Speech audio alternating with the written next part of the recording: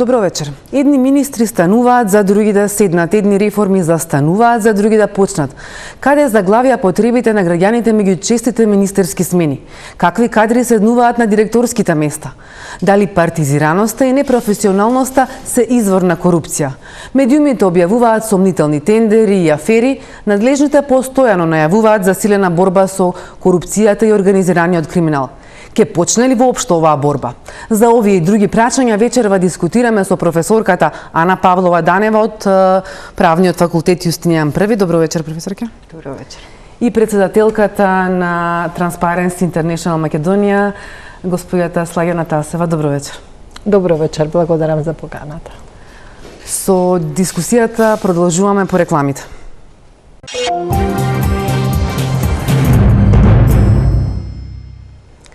Последниве 9 години 7 министри се смениле во ресорот правда, 8 во Министерството за труд и социјала, 6 во Министерството за образование.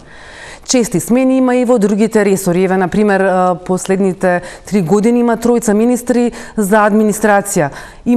А ова министерство е битно поради тоа што се постојано е во реформи за јавната администрација. Исто така и правдата е многу битна во делот што не чека во евроинтеграциите. Професорке Павловска Данева, почнуваме со вас.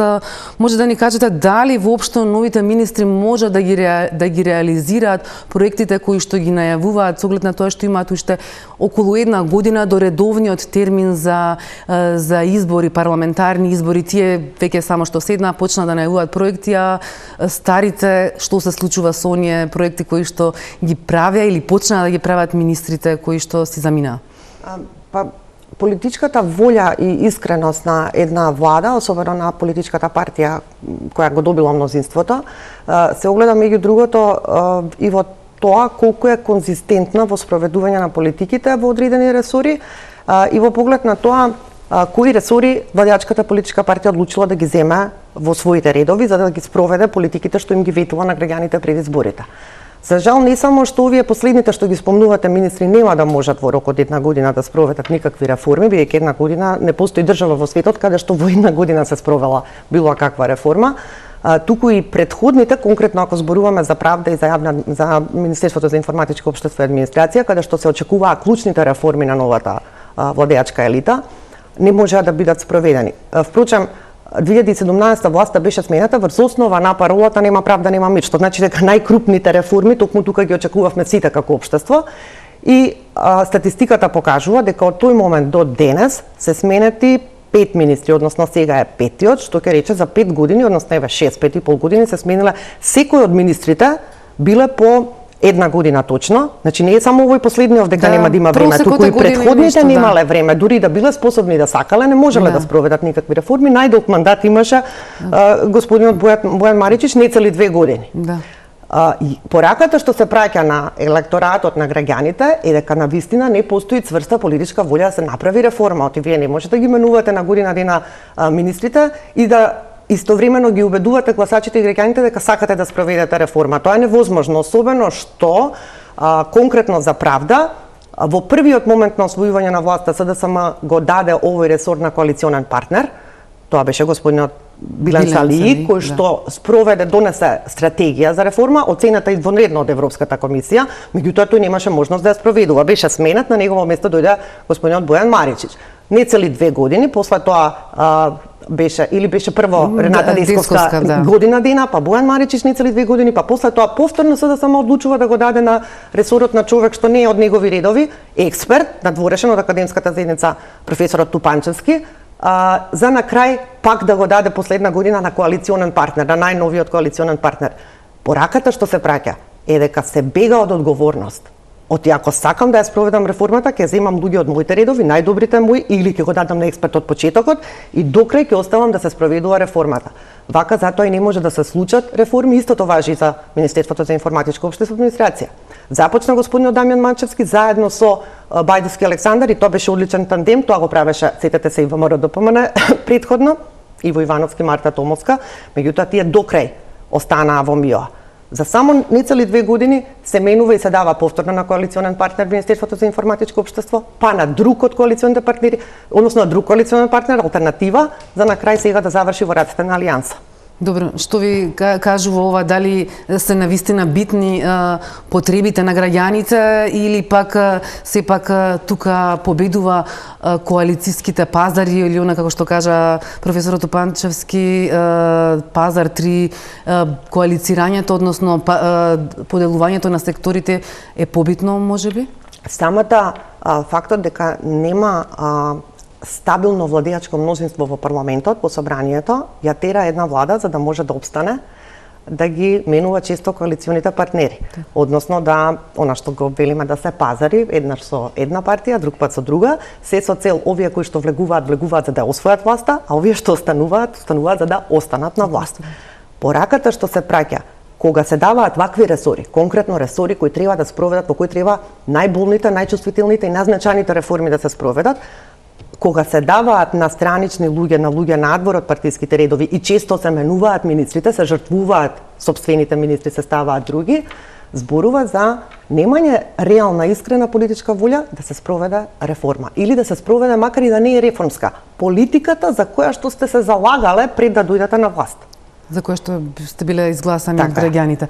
Господја Тасева, Transparency International Македонија е една од невладините кои се дел од граѓанската платформа антикорупција, која што деновиве ја потсети владата за незините заложби дека директори на предпријатијата, на институциите треба да се ставаат врз основа на избор, на оглас, да бидат тоа професионални кадри, а не дел од оние коалициски договори за кои што говоревме и пред малку, но дали сметате дека владата Бргу воопшто не го послуша тој апел со оглед на тоа што веќе деновиве медиумите дискутираат дека се говори дека веќе има предлог на конкретни кадри, партиски кадри на алијанса кои што ќе влезат во дел од институциите? Па тоа е едноставно систем. Кога ќе почнат, очигледно дека станува збор за слаби влади или слабост во владеачкото мнозинство, затоа што немаат стабилност да поведат, да застанат и да поведат определена реформа и да ја спроведуваат таа реформа онака како е замислена. Рековме, има стратегија за реформа на правосудството, но таа стратегија не се спроведува. Има стратегија за борба против корупцијата, која што исто така не се спроведува. Значи, ние ќе направиме документи со политики, кои што треба некој да застане и да ги спроведува. И сега таа очигледна слабост на владата или на власта, како коалиција, која што има проблем да обстане како прво, понатаму има проблем и во спроведување на реформите, затоа што не може да се спроведе реформа без повторно мнозинство и во самата таа коалиција, кое што мнозинство ќе ги поддржи тие реформи без воопшто да ги става на маса своите потреби или своите интереси. Значи, интересот на државата, јавниот интерес, наспроти интересот на политичката партија. И тоа, откако ќе зборуваме, нели сега зборуваме за тоа дека често се менуваат министрите, кај нас е вообичаено или јавна тајна дека откако ќе се менуваат министрите, понатаму се менуваат и се договараат и директорските места. Во ситуацијава сега можеби не се сменати министрите, но директорските места доаѓаат во пазарот каде што треба да се постигне што? Прашањето е што се добива на тој начин за граѓаните. Тие за себе добиваат политичка позиција и ќе добијат политички поени по основа на тоа директорско место, кое што ќе обезбеди понатаму една дузина вработување во самото тоа министерство или некакво влијание, меѓутоа губиме сите ние граѓаните. Ова подсетувањето со последната отворено писмо до владата беше да се подсети дека треба директорите во администрацијата да се и на институциите да се назначуваат со спроведување на постапка и по мерит, а не по споил системот како што сега се прави. За тоа. Дали воопшто ќе има волја и за носење на реформа на закон со кој што ќе треба ова да се уреди, кога гледаме дека тоа е една од клучните начини на кои што се договараат коалициите, не врз основа на програми, заложби, туку на кој каде што ќе добие. Нели сведочевте сите дека и низ медиумите имаше со еден месец и повеќе се дискутираше дали ќе влезе некој во влада или ќе излезе согласно тоа кој што ќе добие. Значи, на овој начин тие што ќе дојдат прво на чело на министерствата, министрите додека да видат каде дошле и со што се треба да се справат и кои им се луѓето во тимот и како треба тоа да комуницира и кои процеси се во тек, какви проекти се спроведуваат, веќе поминал мандатот, кој што веќе трае обично година, не исполнуваат ни 4 години или 5 години целосен мандат. Кога ќе дојдат новите директори, тие исто така дури имам впечаток дека не се интересираат многу што е тоа што треба да го работат, затоа што немаат ни време тоа да го осознаат, нити да го совладаат, нити пак да се постават како менаџери, како луѓе кои што можат да постават определени политики или активности, политиките еве ги креираат во министерствата, и да кажат овие активности треба да се спроведуваат за да постигнеме определен резултат. Ние не сме виделе дека тие се надпреваруваат со постигнување на резултати. Се надпреваруваат со назначување на луѓе од сопствените политички редови или нивни приврзаници. Може ли тоа да се смени, професорке Павловска?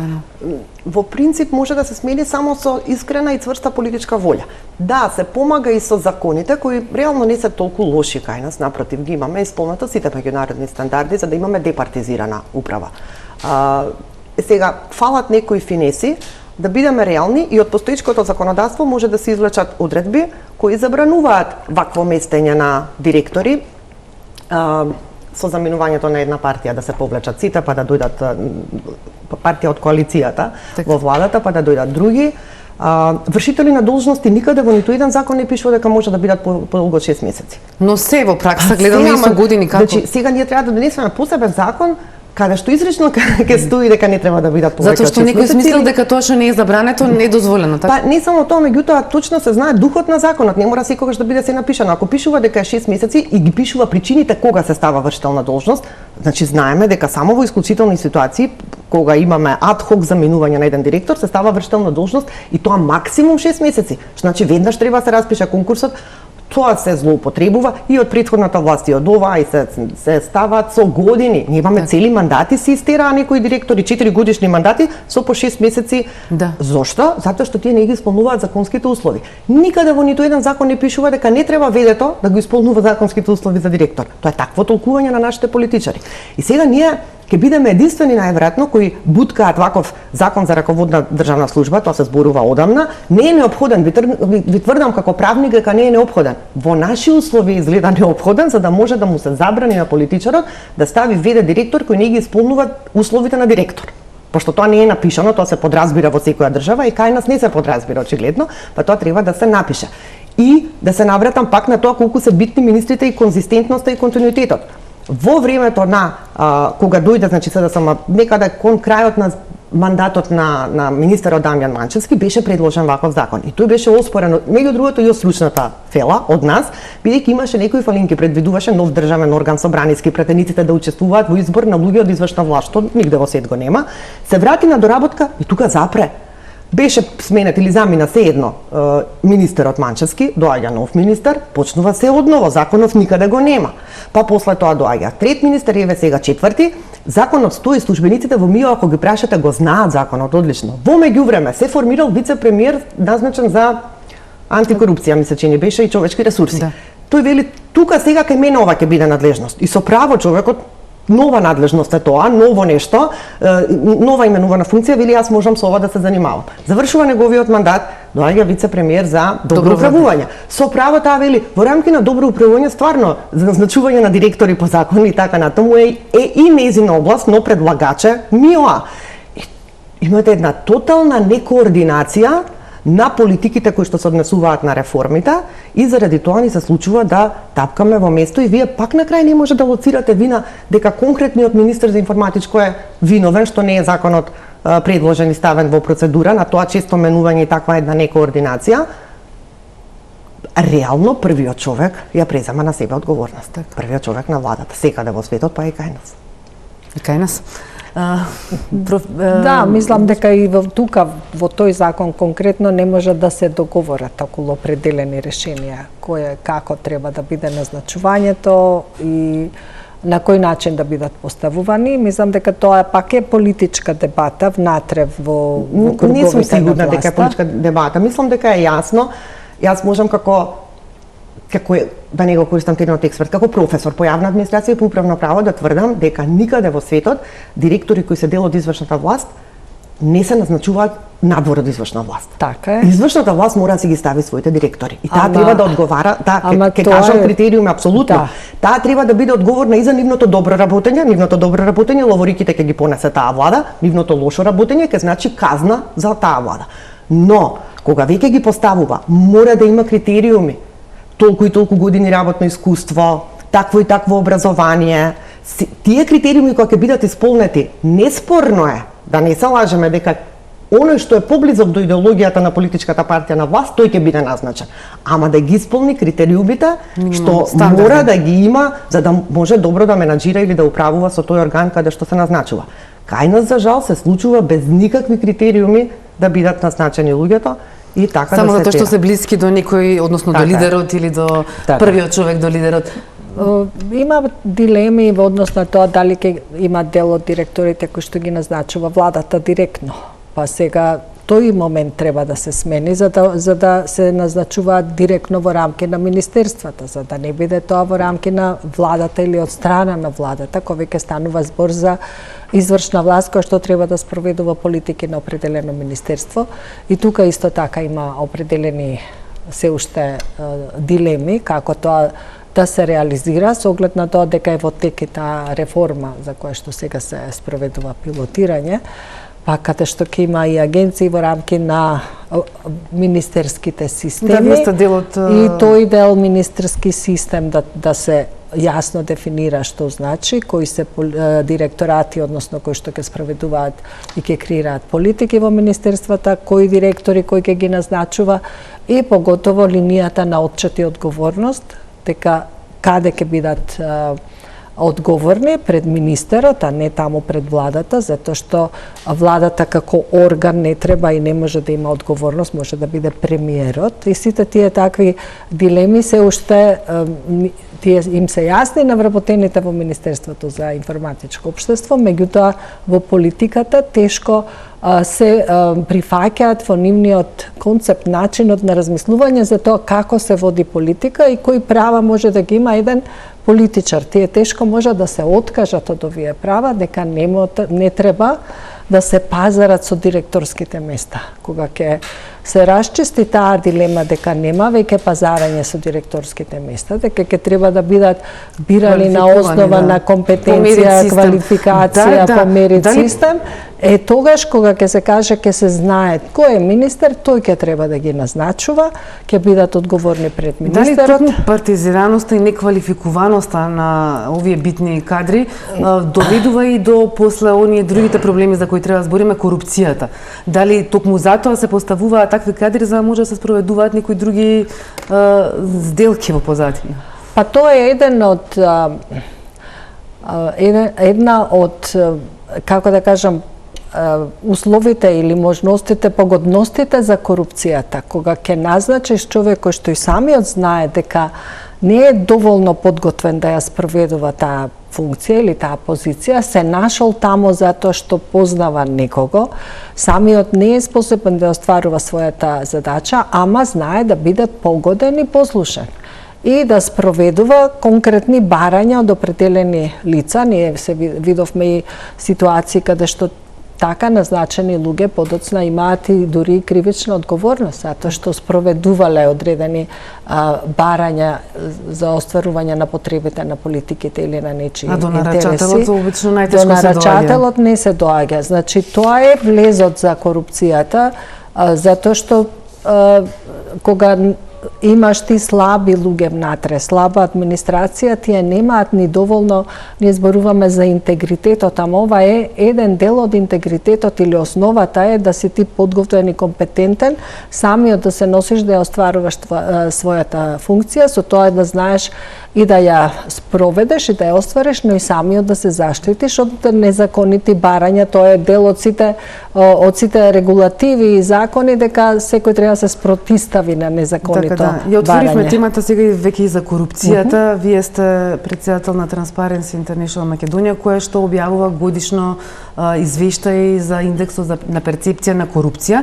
Оваа година ги споменавте застарените предмети на СЈО, изборот на обвинителот Абади, суспензијата на Русковска, аферата со синот на собранискиот спикер Џафери, како дел од аферите и скандалите кои што влијаја да нема никое значително подобрување од споредба на претходните години, и рековте, ова е само врв од ледениот брег на корупцијата и организираниот криминал кои натаму ја држа државата на ниво на недоволна демократија, хибридна и заробена држава. Што друго се крие според вас под овој врв на ледениот брег за кој што не сме успеале да разберем? Значи, она што е најосновно, дека ние имаме недоволно владење на правото, значи, апсолутно е загрозено владењето на правото и се кријат многу поголеми работи. Регионот, па и нашата држава е слаб на или подложен на организиран криминал, на висока корупција, која што едноставно не ја гледаме ни ние, ни граѓаните, затоа што не е соодветно истражена, не е соодветно постапувано за да се стигне до тие ешалони на високата корупција или до борбата против организираниот криминал. Не си ја вршат добро работата, треба да се Ние имаме проблем со судството, со правосудниот систем, посебно со кривично-правниот дел, имаме проблеми со граѓанскиот, затоа што и таму има проблеми со спроведување на постапките без влијание или носење на одлуки кои што се засновани исклучиво само на докази и на факти. Значи, проблемот со правосудството секако ни беше присутен. Меѓутоа, со овие состојби, каде што ние имавме состојба на разрешување на еден, еве дури имаме и јавен обвинител веќе на извршување на казна затвор. Понатаму имаме разрешување на јавен обвинител за организиран криминал во неразјаснети до крај околности. Имаме назначување на јавен обвинител кога што никој не го познава и кој што не се одважени да ни ги каже компетенциите и претходните. Да, и се уште го нема во јавноста да го спомна. За мене е многу проблематично тоа што не само синот на спикерот на собранието, него и други лица кои што немале диплома, положиле правосудена, за тоа условот е 2 години пракса, а тие луѓе ден ке не станат суди во Врховен суд, затоа што веќе се во Академијата за суди и јавни обвинители. Како ние ќе веруваме во тие институции или дека еден ден малце подлабоко ќе навлеземе во сандата од криминалот, на кој што ниту врвот не можеме сега да го видиме. Професорке, секој ден слушаме и во медиумите за нови афери, сомнителни тендери, но ги слушаме и надлежните како говорат дека борбата со корупцијата само што не почнала. Дали воопшто постојат реални шанси дека ќе почне некаква реална борба или по најавите од амбасадорката на САД сега сите ги повторуваат истите тези додека не се стиши тоа тема? Видите, јас не можам да поверувам дека ќе почне вистинска борба против корупцијата, особено заради фактор што кога излезе амбасадорката на Соединетите Американски држави, а после неа и неколку други амбасадори на европски држави, во најмала рака очекував премиерот или неколку министри, таму каде што беше можеби посочено, не знам, да кажат навистина грешевме до сега, тоа и тоа не беше преземено од тие причини. Не ни оди со коалициониот партнер, не ни одат законите, блокирани сме ради опозиција, не можеме да донесеме закони во парламентот. Да се изнедат аргументи со кои што ќе се докаже ќе се докаже објективната вина. Значи вина постои во власта, но зошто тоа се случувало? Она што го слушнавме е дека секој еден политичар што излезе после нив констатираше дека има корупција. Како да се експерти. И ја потврдија како експерти изјавата на американската амбасадорка. Мене тоа ме фрустрираше многу. Многу повеќе ми беше падна уште повеќе мојата верба во тоа дека може нешто да се направи, ќе беше многу почесно да се каже тука и тука грешевме, ќе преземеме мерки, ќе ги смениме овие луѓе, ќе покренеме постапки за овие, затоа што до сега не сме го правеле тоа тие причини, еве почнуваме вртиме нов лист од денес. Немаше такво На нешто. прашањата зошто на медиумите зошто не се преземало до сега, нивните одговори беа најчесто дека до сега имало фокус на други работи како меѓународната политика, а сега дошло времето за борбата против корупцијата. Значи фокусот борба со корупција беше ветување број 1 на сите кои ветуваа дека ќе дојдат на власт со цел да се подобрат состојбите. Корупцијата беше број 1 причина зошто се рушеше претходната власт, зошто ја рушевме претходната власт. Не беше економската неблагосостојба број 1 причина, туку токму корупцијата. Од тука не може да биде да постојат други приоритети. И еве тоа се случи пред толку месеци, еве се уште постои простор да видиме како ќе се бори државата со корупцијата, првенствено власта во своите редови, па и пошироко. Тоа некако не можеме да го видиме. Од друга страна, не е само класичната корупција, мито и давање подкуп, постојат разни видови, конфликтот на интереси, така натаму непотизмот, партизацијата, се тоа видови на корупција. Таму барем да се направи помак, таму е лесно, не мора чекаме судски процеси. Ја споменавте академијата и начините на влез на разни луѓе кои читаме медиумите години назад, не е тоа од вчера и не е само последната афера. 2010 чинам кога се формираше академијата, јас бев против таква монополизација на влезот во судството. Ние сме впрочем единствената држава во светот каде што ниту еден правник, професионалец не може да влезе во судство и во обвинителство мимо академијата. И во 2010 тоа го тврдев и денеска го тврдам дека е тоа невозможно и ненормално. Имаше обиди да се смени тоа, но не се успеа За тоа да волја на влезу. вистината, тука треба да бидеме реални, Европската комисија беше исклучиво против. Значи да, властите пробуваа во неколку наврати, дури некогаш и заедно со опозицијата во еден период, ми се чини околу 2019, заеднички пробаа да се менува законот за академија, каде што ќе се пушти влез на професионалци како што се универзитетски професори, долгогодишни искусни адвокати и стручни соработници во судовите. Со долго искуство, тие постојано го бараат. И нам ни се случува млад човек на 27 години да заврши академијата и да влезе во основен суд и него да му биде стручен соработник човек кој што има 27 години работно искуство. Стручен соработник му е на новиот судија. Тие се ненормални работи. Такво нешто нема во Србија, нема во Хрватска, нема во Словенија, нема во Грција, нема во Црнагора, нема во Бугарија, нема во Германија. Има единствено во Албанија, исклучиво влез преку академија, но и таму Високиот совет за правосудство може 10% да пушти, 10%. Не е 100% влегување преку академијата, професионалци може да влезат од страна. Ние сме единствената држава во светот каде што академијата го врши изборот, да бидеме честни кон судски совет и совет за јавни обвинители, кои апсолутно не мислам дека се на висина на задачата, така треба да се грижат за тоа што треба да се грижат, но тие не вршат избор на суди и нови на обвинители. Тоа го врши академијата. Да, околу аферата, односно последната листа која што излезе од Академијата за суди и јавни обвинители со завршени дипломци, академци, имаше дел од имињата, 1/3 можеби беа блиски до политичари, суди, обвинители. Сега, изминатиот период слушавме повеќе пати како дел од инволвираните велат не треба да се дискриминираат и тие имаат право да работат тоа што сакаат, но верувам дека случајот со дипломите на синот на собранискиот спикер уште повеќе доразнишаа довербата на граѓаните во институциите, па сега се прашуваат дали има и други такви кои што дошле во академијата и ја поминале академијата без да го запазат редот и да се почитуваат правилата. И кои се тие? Веројатно не се сите такви, но системот не ги разделува тие што влегле со заслужено од тие што не влегле заслужено. Што може тука да се направи сега од оваа фаза во која што се наоѓаме? Па ништо, тоа требаше да се направи претходно. Значи сигурно, апсолутно е сигурно дека не е само еден поединец кој што поминал во таа генерација така. Тоа била цела група на генерација на од конкретниот универзитет, од конкретниот правен факултет кои излегле без да имаат диплома на дипломиран правник, на завршени правни студии, а биле пуштени да полагаат правосуден, а после тоа да полагаат и да влезат во академијата. Ма не е тоа единственото нешто. Предходно имавме, година-две пред тоа, академци кои ги фалсификувале сопствените дипломи, ми се чини, за англиски јазик. Значи, како? Па тоа беше 3 дена тема низ медиуми и толку. Тие академци, мислам дека веќе завршија, таа генерација, дека се веќе вработени во судовите и во обвинителствата, тие треба да делат правда.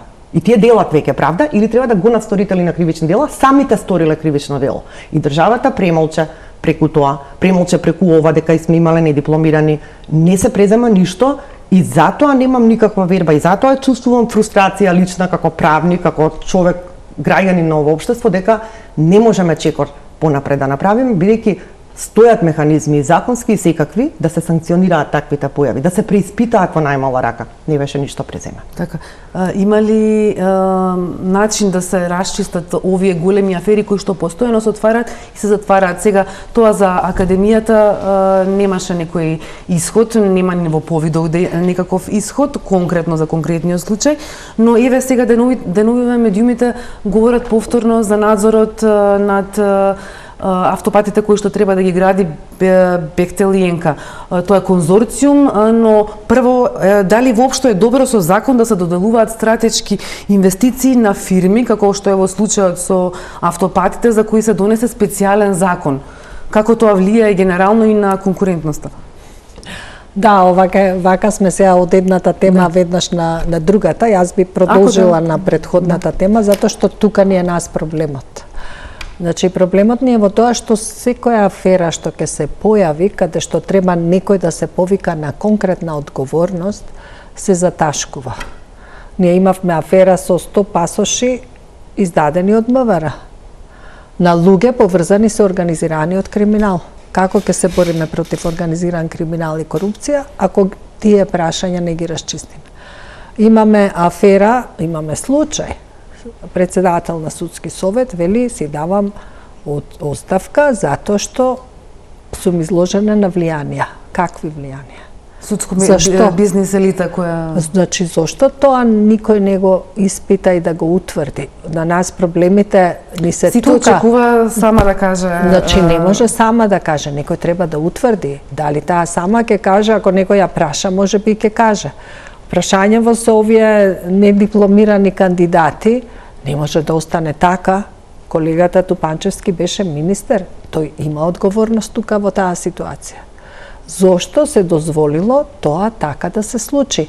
Кој дозволил? Ти не бил во тоа време. Добро, не само што не бил во тоа време, имаше изјави неколку Тупанчевски, неговите вработени, министерството имаше изјава, документите исчезнале таа. Документите ги нема. Значи... Ако вие немате документи, не можете да спроведете никаква, но тука затоа постои државен образовен инспекторат. Значи, кој во секој време може да влезе во универзитетот и да побара поентата документи. моја е во тоа дека некој мора да се испита. Индивидуална одговорност мора да има. Службеникот што ги примил, тој што дозволил да се стават на списокот за полагање, кој е тој? Како можеле да полагаат правосуден испит без да ги имаат сите документи? Како може да исчезнат? Со кои документи се запишаа во академијата? Тоа се прашањата што се поставуваат веќе неколку месеци во јавноста, значи, но ние тие прашања додека не ги расчистиме, ние не можеме да ја расчистиме ниту една ситуација, ниту ова ако сакаме да зборуваме за високи проекти или автопати и кој ќе ни гарантира владење на правото и во таа ситуација. Така да. Значи, Околу платформа имаше реакција, не знам дали Транспаренци е дел од платформата, значи, имаше јавна реакција за законот кога се носеше во брза постапка и Значи, имаше реакција за тој закон, ние ќе имаме реакција и сега ќе бараме тоа да се спроведува. Не знам дали платформата излезе со таква реакција. Излезе и до владата и во јавно се сеќавам Сабина Фаќи зборуваше, испрети писмо и до владата дека вака не се прават тендери. Така е, значи прашањето дали се на кој начин се прави тендерот, го донеле законот, како ќе се спроведува тој тендер. Некој треба да ги одговори сите прашања што денеска се поставуваат. Тоа е како ќе се спроведува сето ова ако веќе тргнала работата. Се донесоа фирми кои што треба да прават надзор.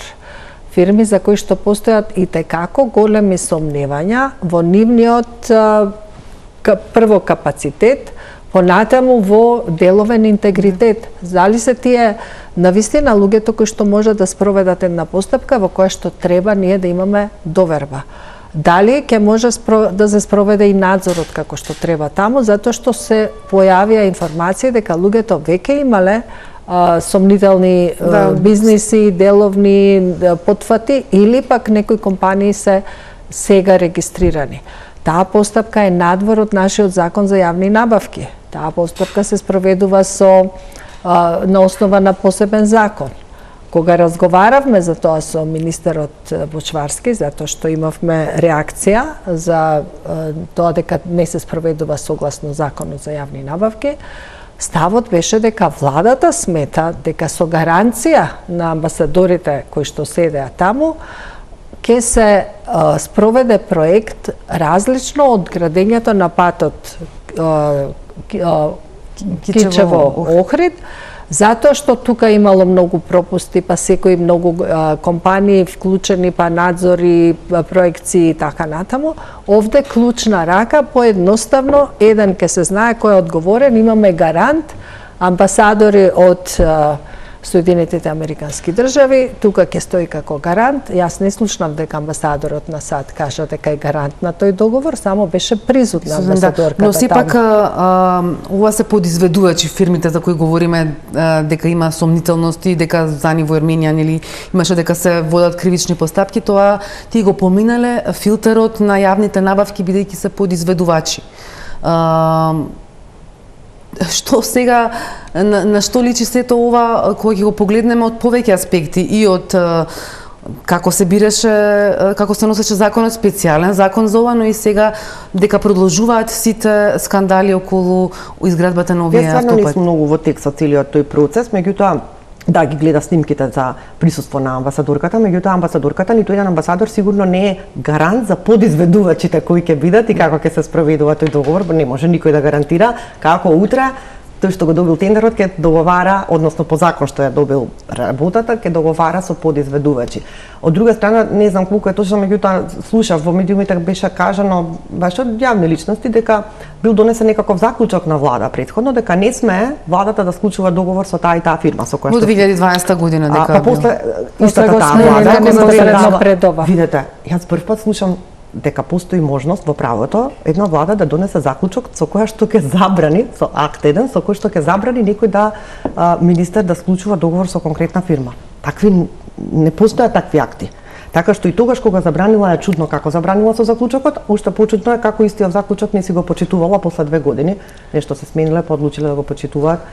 Како и зошто да имаше или зошто го повлекле сега ако постои, значи објаснувањето беше дека има промена во фирмата, дека не е истата, но тоа колегите од Призма пак го дообјаснија со факт чекинг изминатите денови, но сепак останува сомнежот врз една ваква инвестиција. Знаете што, ние една ваква инвестиција апсолутно имаме право да се сомневаме. Никој досега за се она што го зборувавме сите овие години наназад, не само откако е оваа влада, него цело време откако постоиме како независна држава, имаме редовно вакви состојби за кои што има многу контраверзи и кои што никогаш не се расчистени до крај. Од, не знам, Телеком и од приватизациите, па наваму ние постојано имаме вакви состојби и имаме право да се сомневаме. Го имавме случај од Скопје 2014. Имаме случај на стечајни постапки кои што завршуваат исто така во многу сумнителни околности. Имаме автопат кој што се гради со веќе двојно зголемена цена и никако да заврши. И веќе никој не знае колку запрашања и колку чини, елементарни незгоди каде што гинат луѓе, каде што имаме право дека одговара веднаш политичка кај нас умреа повеќе луѓе ако ги собере. И немаме сега немаше ниту еднаш морална одговорност, ниту политичка одговорност. А кривичната видовме како се одвива во овие битни предмети. Затоа велам, ние имаме право да се сомневаме и имаме право да бараме одговор на сите овие прашања и постојано отчет и многу голема транспарентност. Ако веќе оваа постапка почнала и ќе се тера, ние треба да побараме апсолутно, максимално да бидат транспарентни и отчетни. што е она што ќе се случува, затоа што тоа се сепак огромни бари од граѓаните на оваа држава, кои што треба да бидат потрошени или се предвидени за тој проект, а сигурно нема да застане на таа сума. И апсолутна одговорност, отчетност, транспарентност и јас зборувам и за цивилен надзор, еве граѓани во ова Центарот за граѓански комуникации или платформата или представници од бизнес заедницата, невладиниот сектор, медиумите треба постојано да барат дури активен дали тоа има мониторинг. некаков резултат? Вие можете да кажете најдобро дека какви се искуствата од апелите и она што во реалност се случува? Еднаш одамна ние успеавме првиот обид за приватизација на ЕСАМ да го попречиме преку мониторинг. Затоа што тогаш се појави една ситуација на контраверзен закон кој што се еднаш одамна и тоа се случаи кои што се апсолутно мислам дека транспарентноста како принцип на работење може да помогне. При вистинска отвореност може да помогне. Ако се обврзат на вистинска отвореност и отчет и да дозволат постојан и активен мониторинг од граѓански сектор. Не само граѓанскиот сектор ги направи отворени финансии или се вика, каде што за прв пат можевме да видиме и ден денес да видиме секој еден граѓанин во оваа држава колку пари земал од буџетот, буџетски пари. И тоа беше навистина вау, кога видовме колку луѓе биле разни советници, консултанти, знаеле бекграундот, никаква експертиза, колку пари земале, нагло после тоа се сменија состојбите. Прво се намали бројот на советници, па се намали бројот на паушали на советниците, па се објавија на веб страната и на владата веќе советниците на премиерот и на министрите, бидејќи така и така можеш да ги видиш. Зашто еден период тоа беше строго доведливо. Тоа беше строго доведливо. Затоа и денеска се залагам, ние правевме тогаш мониторинг, беше успешен. Не значи дека не можеме да бараме, ние треба сега активно да бараме активен мониторинг во секој дел, без забрана да имаме пристап до било која информација. Нема тука деловни тајни или информации да не бидат достапни до медиумите и до граѓанскиот сектор. Тоа ја нарекувам граѓански мониторинг, за да можеме еднаш... Ке барате ли? Да, еве веќе бараме и ке бараме, затоа што сметаме дека за толкава сума колку што станува збор, може да се обезбедат и средства за активен мониторинг, се она што ќе треба, но тие чинителите внатре треба да се обврзат на апсолутна транспарентност, за да не да бидеме ние како да кажеме маска на нивното работење, напротив, за да се види до детали како тоа ќе се спроведува. Тоа е единствениот начин да ја вратат довербата. За корупцијата и за транспарентност. Јас мислам дека не постои друго нешто што ќе биде поефикасно.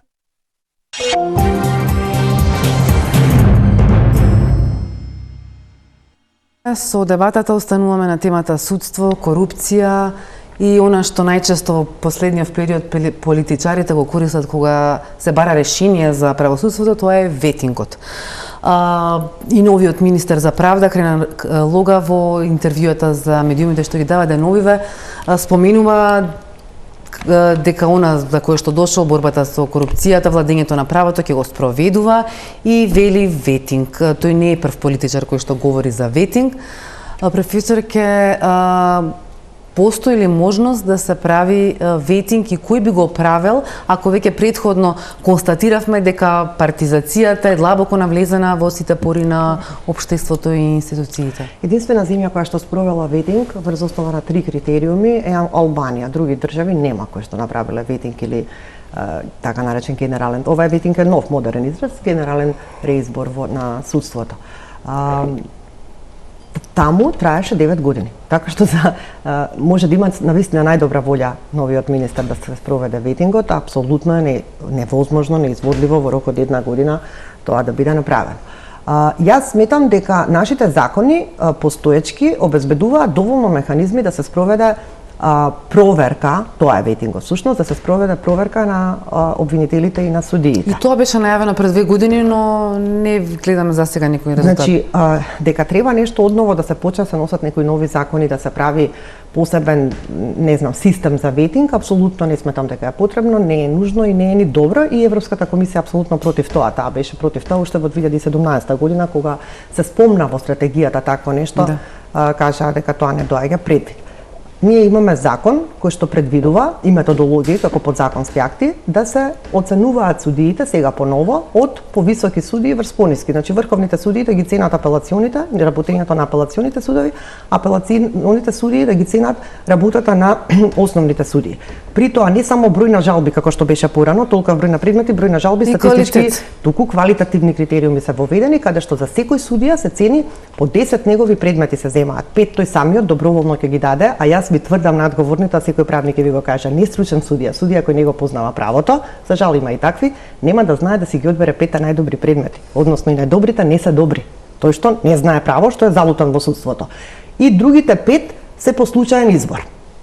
Компјутерски се одделуваат и комисиите од повисоките судии ги ценат како тие решавале, како го примениле правото и така натаму.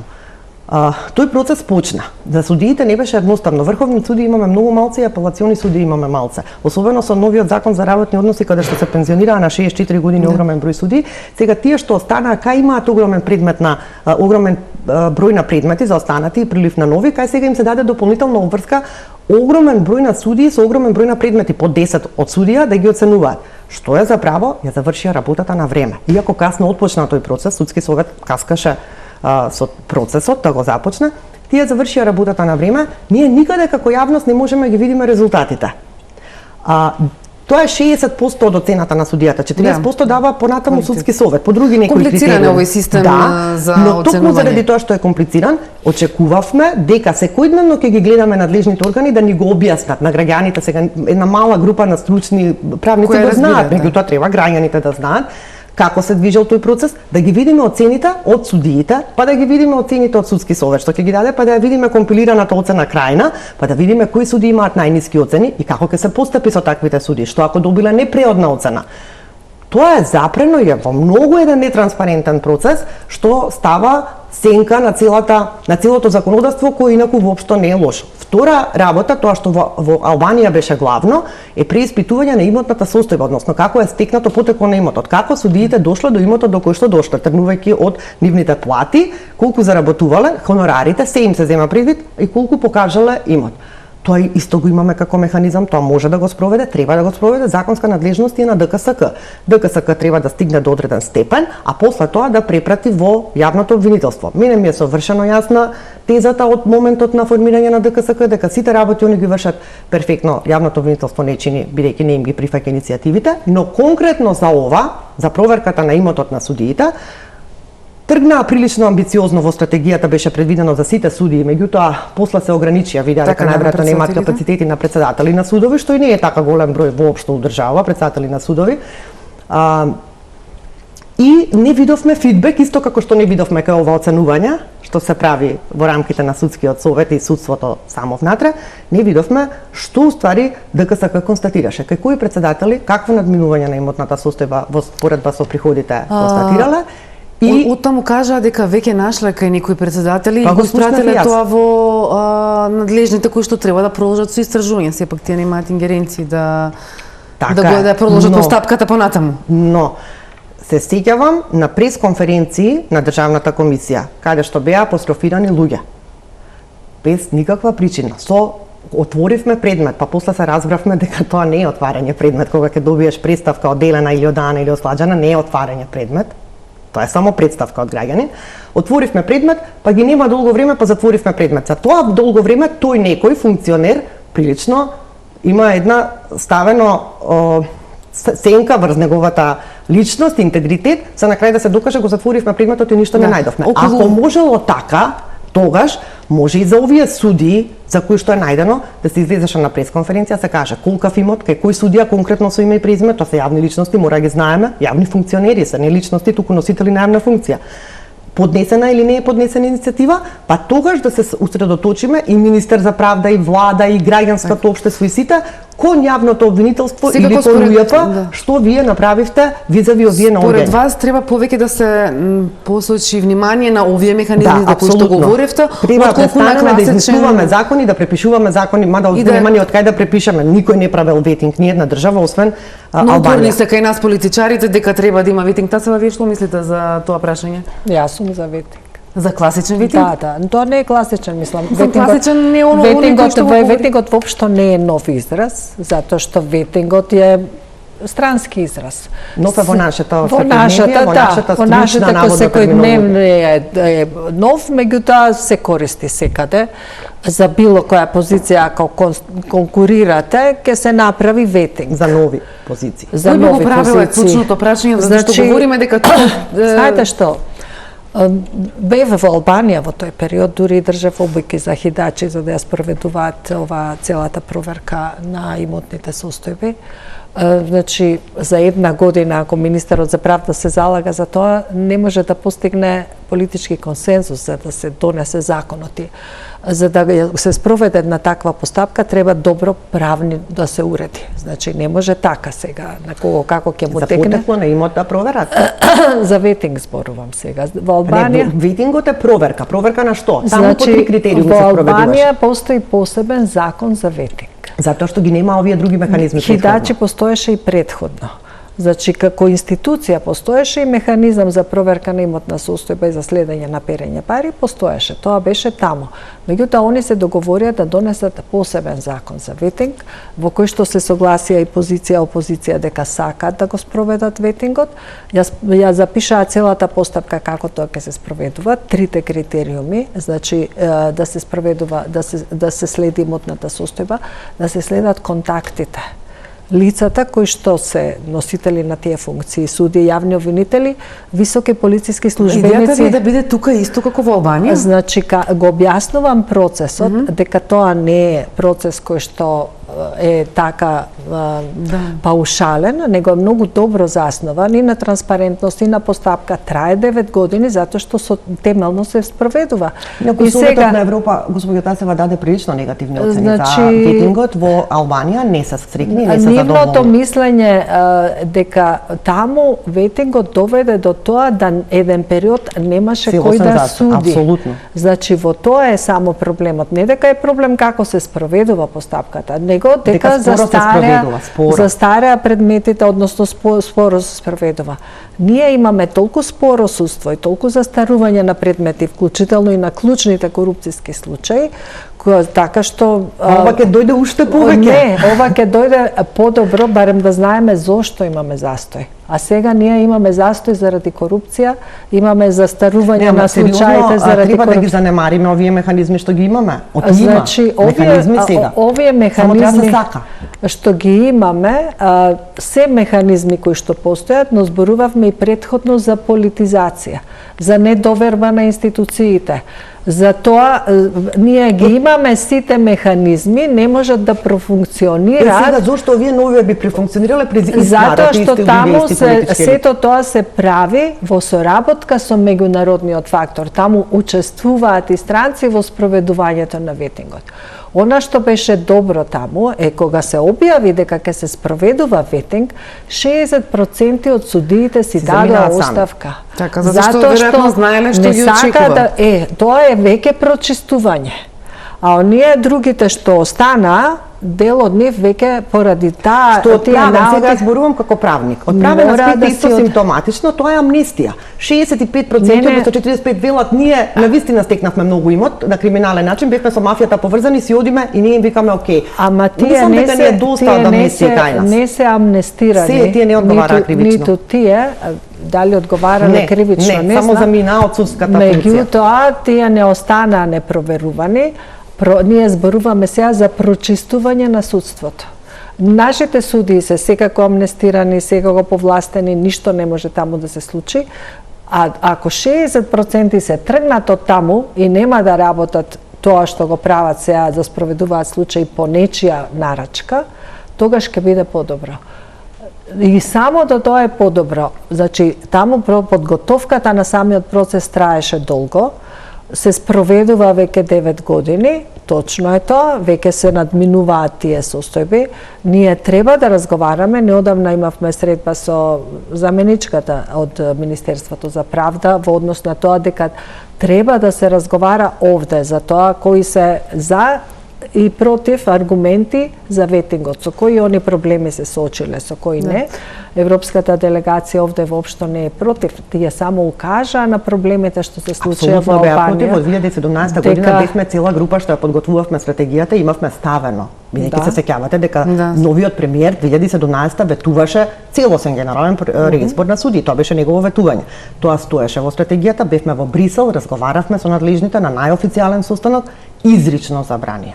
И во Брисел и после нашата европска делегација. Изрично. Во разговори тоа не го кажуваат вака. Ако сега го смениле ставот сега после како и да е, ние проблем со судството имаме. Во антикорупцијска правевме и учествува во тоа, се направи методологија за проверка на имотот на судиите, затоа што не можат сите одеднаш, затоа што немаат капацитет да направат повеќе. Немаат капацитет, во меѓувреме работите останаа исти. И околу привилегиите на функционерите, тоа е актуелно периодов, апанажата, Уставниот суд укина член од законот по кој се појави и дебата меѓу уставните експерти дали со тој укина член е решен проблемот или понатаму сите функционери може да бараат и да земаат апанажа. Кој е вашиот став, професор, ќе почнуваме со вас околу апанажите? Јас избегнувам секогаш да зборувам за области за кои што не сум експерт. Јас не сум професор по уставно право, тоа не е мој фак. Она што